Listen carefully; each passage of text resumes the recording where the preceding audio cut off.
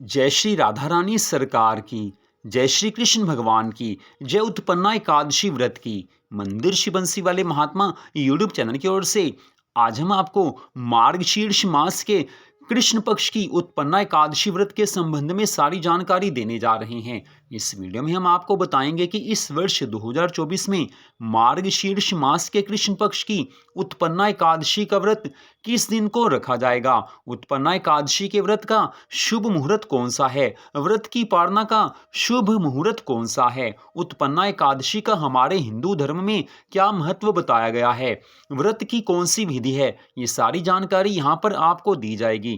तो इस वर्ष 2024 में मार्गशीर्ष मास के कृष्ण पक्ष की उत्पन्ना एकादशी का व्रत 26 नवंबर 2024 दिन मंगलवार को रखा जाएगा। एकादशी तिथि का शुभारंभ 25 और 26 नवंबर की मध्य रात्रि 1:01 पर हो जाएगा और एकादशी तिथि की समाप्ति 27 नवंबर 2024 दिन बुधवार को सुबह 3:47 पर हो जाएगी। तो हमारे हिंदू धर्म ग्रंथों में स्पष्ट बताया गया है कि एकादशी का व्रत उसी दिन रखा जाता है जिस दिन सूर्य उदय होने के समय एकादशी तिथि हो। तो इस कारण जो मार्गशीर्ष मास के कृष्ण पक्ष की उत्पन्ना एकादशी का व्रत है वो 26 नवंबर 2024 दिन मंगलवार को ही रखा जाएगा। ध्यान रखें कि आपने उत्पन्ना एकादशी का व्रत 26 नवंबर को ही रखना है, कुछ गलती नहीं होनी चाहिए।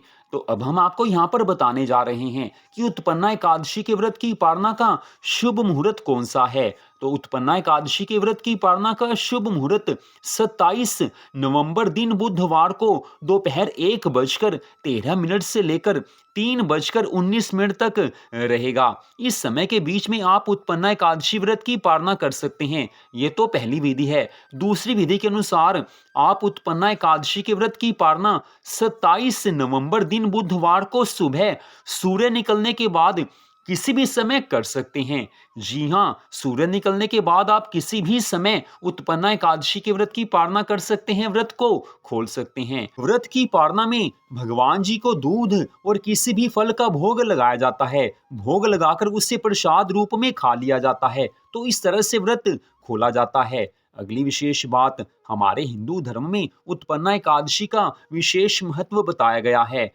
जिन भक्तों ने एकादशी के व्रत रखना आरंभ करना हो वो उत्पन्ना एकादशी से ही आरंभ करते हैं। इस कारण इस एकादशी का हमारे हिंदू धर्म में विशेष महत्व बताया गया है। व्रत रखने से मनोकामनाएं पूरी होती हैं, दुख दूर होते हैं, घर में सुख शांति आनंद आ जाते हैं। तो उत्पन्ना एकादशी का व्रत किस विधि से रखना है ये हम आपको यहाँ पर बता रहे हैं। एकादशी के दिन सुबह सवेरे आप जल्दी उठ जाएं। सूर्य निकलने से पहले आप स्नान कर लीजिए। स्नान करने के जल में थोड़ा सा गंगा जल मिलाया जाए तो गंगा स्नान का पुण्य फल मिल जाता है। गंगा जल घर में नहीं है तो स्नान करते समय गंगा मैया के नामों का उच्चारण कीजिए, आपको तो भी गंगा स्नान का पुण्य फल मिल जाएगा। इसके पश्चात अपने घर के मंदिर में श्री लक्ष्मी नारायण भगवान जी का, भगवान श्री राधा कृष्ण जी का पूरी श्रद्धा भावना से पूजन कीजिए। तुलसी माता का पूजन कीजिए।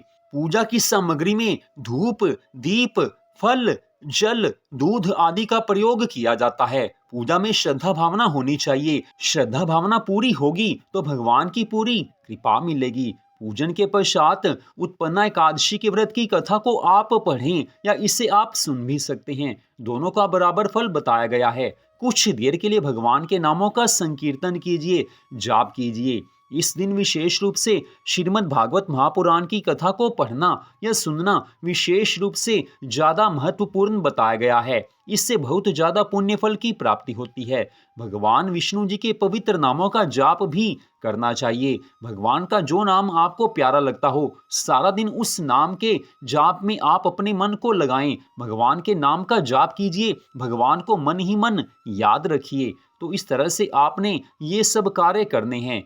जिन भक्तों ने उत्पन्ना एकादशी के व्रत के दिन भोजन करना है उन्हें एकादशी के व्रत वाला भोजन एक समय करना चाहिए।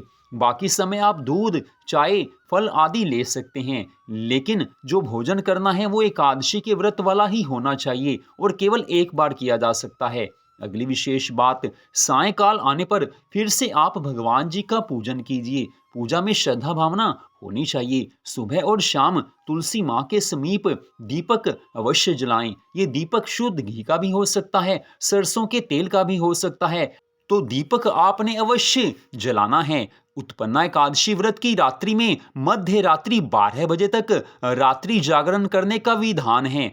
रात्रि जागरण में भगवान के नामों का जाप और संकीर्तन किया जाता है। भगवान की कथा सुनी जा सकती है या पढ़ी जा सकती है, लेकिन मन भगवान में पूर्ण रूप से लगा होना चाहिए। लेकिन अगर आप मध्य रात्रि 12 बजे तक रात्रि जागरण करने में समर्थ नहीं हैं, कारण कोई भी हो सकता है, तो आप जिस समय सोने लगें उस समय केवल भगवान जी के नामों का जाप करते हुए आप सो जाएं। संसार की याद मत कीजिए, केवल भगवान के नामों का जाप कीजिए। इस तरह से आप भगवान को याद रखते हुए सो जाइए, तो भी आपको भगवान की पूरी कृपा मिलेगी। और अगले दिन उत्पन्ना एकादशी के व्रत की पालना करनी है।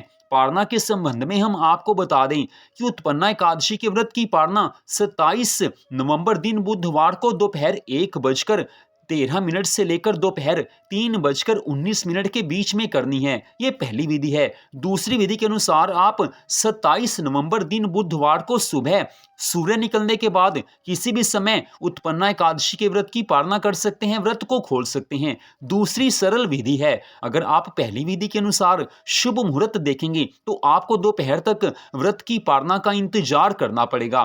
दोनों विधियों का बराबर फल बताया गया है। वो आपकी अपनी इच्छा है कि आप किस विधि से व्रत को खोलते हैं, किस शुभ मुहूर्त में व्रत को खोलते हैं। वो आपकी अपनी इच्छा के ऊपर निर्भर करता है। तो मंदिर श्री बंसी वाले महात्मा यूट्यूब चैनल की ओर से सारी जानकारी आपको दी गई है। आज की इस विशेष वीडियो को आपने देखा, आप सबका हार्दिक धन्यवाद। भगवान श्री राधा कृष्ण जी की अनंत कृपा सदा आप सब पर, आपके परिवार पर बनी रहे, इसी मंगल कामना के साथ जय श्री राधा रानी सरकार की, जय श्री कृष्ण भगवान की, जय उत्पन्ना एकादशी व्रत की, जय सदगुरुदेव श्री बंसी वाले महाराज की। जय जय श्री राधे, जय जय श्री राधे, जय जय श्री राधे श्याम।